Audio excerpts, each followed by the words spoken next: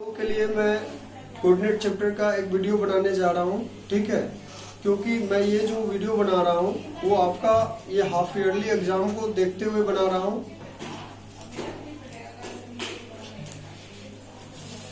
Coordinate,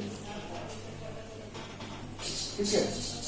इसमें हम सबसे पहले देखेंगे दो पॉइंट के बीच का डिस्टेंस कैसे निकालते हैं। इसके लिए जैसे मान लो दो पॉइंट है, एक ए और एक बी है, हमारा दो पॉइंट है ए एंड बी, इसके बीच का हमें डिस्टेंस निकालना है। तो इसके लिए हम क्या करेंगे, एक सिंपल फॉर्मूला होता है डिस्टेंस फॉर्मूला, जिसके आधार पर हम इसके बीच का दूरी निकालेंगे। डिस्टेंस फॉर्मूला में मतलब कि हम इस दोनों पॉइंट के बीच का दूरी निकाल रहे हैं। तो यहाँ मान लो हम ऐसे ही मान लेते हैं, दो पॉइंट कुछ भी हो सकते हैं। यहाँ हमने एक पॉइंट मान लिया कि हमारा ये 1 है, 2 है और ये हमारा -1 और 3 है, कुछ भी है ऐसा का कोई भी दो पॉइंट है जिसके बीच का हम दूरी निकाल रहे हैं। इसलिए इसमें हम क्या करेंगे, तो यहाँ डिस्टेंस फॉर्मूला हमारा होता है, डिस्टेंस फॉर्मूला। डिस्टेंस फॉर्मूला जो हमारा होता है, डिस्टेंस फॉर्मूला, डिस्टेंस मीन्स दूरी। जो हिंदी मीडियम वाले बच्चे हैं वो भी ऐसे ही समझे।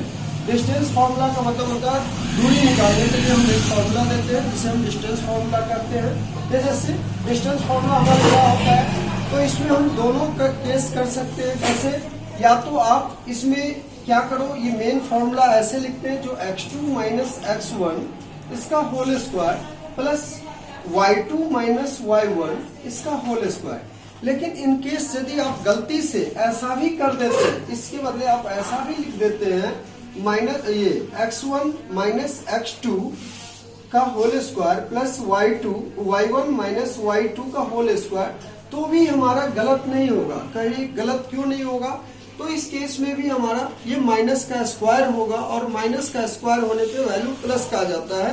इस वजह से ये हमारा तब भी गलत नहीं होगा। तो चलो हम ऊपर वाले फॉर्मूले से काम करते हैं। हमारा मेन फॉर्मूला यही होता है x2 माइनस x1 और y2 माइनस y1 इसका होल स्क्वायर होता है। x2 माइनस x1 का whole square plus y2 minus y1 का होल स्क्वायर। इस केस में हम देखते हैं जैसे दो पॉइंट हमने लिया है, एक 1 और 2 और दूसरा है 1 और 3। इस दोनों का हम डिस्टेंस कैसे निकालेंगे, तो डिस्टेंस निकालने के लिए सिंपल आप इस पे ये ऐसे समझ लो, ये हमारा x1 और ये y1 और ये हमारा है x2 और y2। तो हम इसके केस में हम क्या करेंगे, तो सिंपल x2 की जगह क्या है -1, यहाँ रख दो माइनस, यहाँ रख दो -1 और यहाँ या इसको आप ऐसे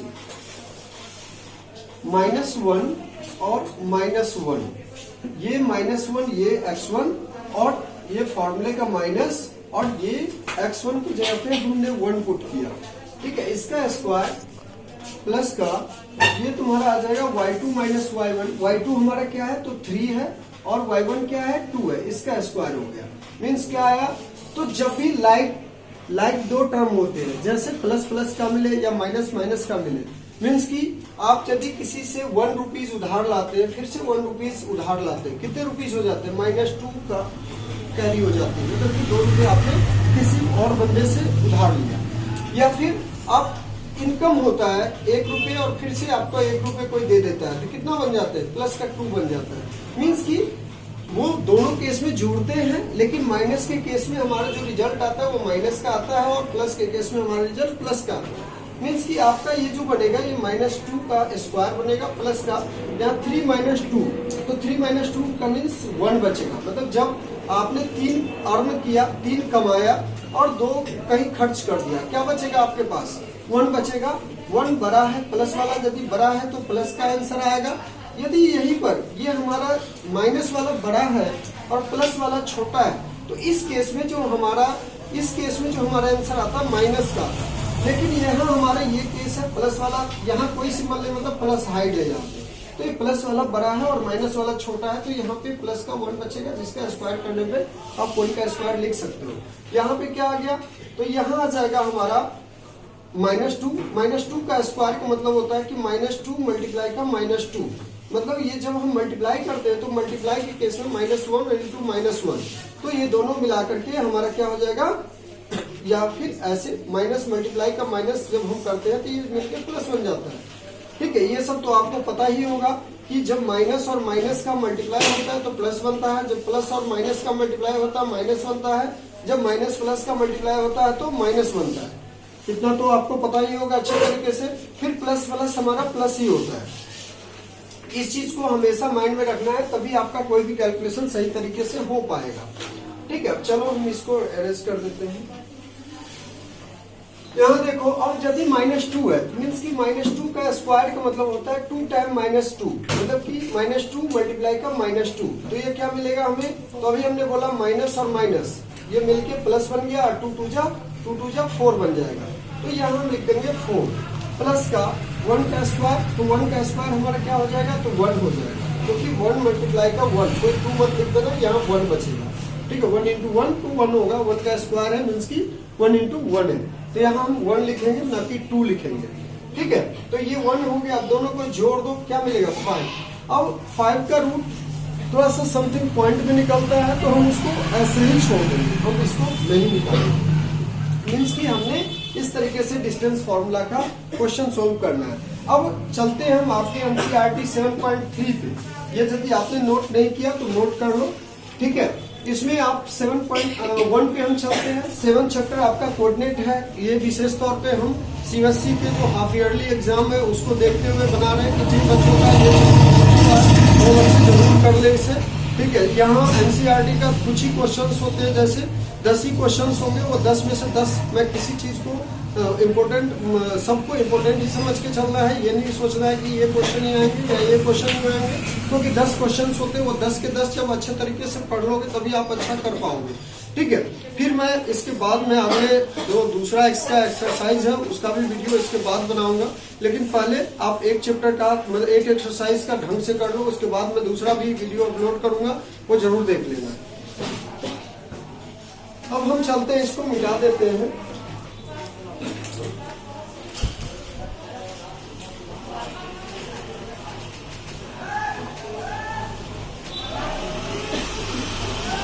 यहाँ देखो, जैसे हम 7.1 का फर्स्ट क्वेश्चन देखते हैं। यहाँ निकालना है फाइंड द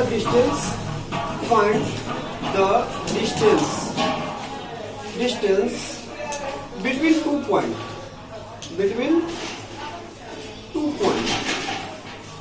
मीन्स की 2 पॉइंट के बीच का 2 पॉइंट के बीच का हमें डिस्टेंस गेट करना है। डिस्टेंस हम कैसे निकालते हैं? तो अभी हमने आपको बताया डिस्टेंस फॉर्मूला कैसे यूज किया जाता है। अब यही चीज हमें यदि 2 पॉइंट ऐसा दे रखा है, मान लो फर्स्ट क्वेश्चन तुम्हारा बता रहा है 2 और 3, दूसरा है 4 और 1, तो इस केस में ये देख सकते हैं एक पॉइंट ये हो गया, दूसरा पॉइंट ये है। मीन्स की यदि हम इसको इस पे पुट करें, एक समझाने के लिए हम लाइन ले लेते हैं समझने के लिए, तो ये क्या आ जाएगा? ये हमारा पॉइंट है 2 3 और दूसरा पॉइंट आएगा 4 और 1। इस केस में हम कैसे करेंगे?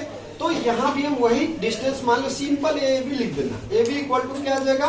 तो वही हम पुट करेंगे x2 माइनस x1 का स्क्वायर प्लस का y2 माइनस y1 का स्क्वायर, y2 माइनस y1 का स्क्वायर। ये सिंपल है, कोई ये नहीं है, इसमें सिंपल डिस्टेंस फॉर्मूला यूज करो, काम हो जाता है, और कोई बड़ी ये नहीं है। और इसमें इसका ये जो क्वेश्चंस है ये ज्यादातर 1 नंबर में आएंगे अभी जो देख रहे हैं, लेकिन 1 नंबर हमारा तभी सही होगा जब हम सही काम करके आएंगे। ठीक है, और यही क्वेश्चन हमारे 2 नंबर में भी दे देंगे, थोड़ा सा रिलेटेड दे देगा कि उसमें तुम्हारा जो है ये डिस्टेंस दे दिया तो कभी कुछ दे दिया, वो सारी चीजें हम आगे जैसे जैसे क्वेश्चन हमारे प्रॉब्लम सामने आएंगे हम उसके बारे में डिस्कस करेंगे।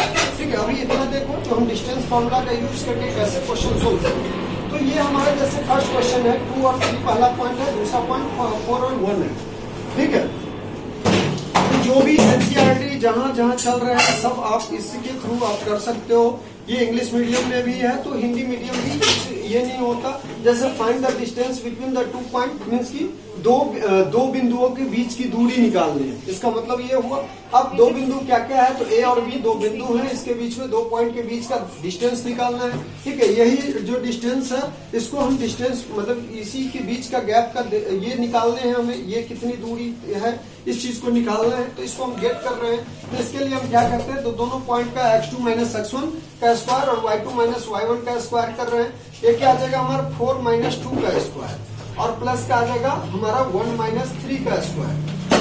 ये क्या आ जाएगा, तो घटाने के बाद 4 में से 2 घटाए तो 4 में से 2 गया तो 2 बचेगा, 2 का स्क्वायर हो गया, प्लस में हमारा ये माइनस का 2 हो जाएगा, क्योंकि अभी बताया जब एक प्लस का है और एक माइनस का है तो इस केस में हमारा घट जाता है कि मतलब 1 रुपये कमाना है और 3 रुपये खर्च करना है, मतलब 2 रुपये आप खर्च में जाएंगे, ठीक है, मतलब 2 रुपये का माइनस होगा आपको, ये माइनस का 2 आ जाएगा आपका वैल्यू। अब इसका स्क्वायर है, तो जब भी हम स्क्वायर करेंगे तो अभी हमने बोला कि इसी वजह से मैंने बोला था कि या तो तुम x1 माइनस x2 कर दो या मतलब कि x2 माइनस x1 करो, क्योंकि स्क्वायर होने के बाद यदि मान लो यहाँ आ रहा है 5 माइनस 4, ठीक है, ये जैसे हमने लिख दिया -5 और इसमें हाँ ये 5 और माइनस का 4 इसका स्क्वायर, ये समझाने के लिए बता रहा हूँ।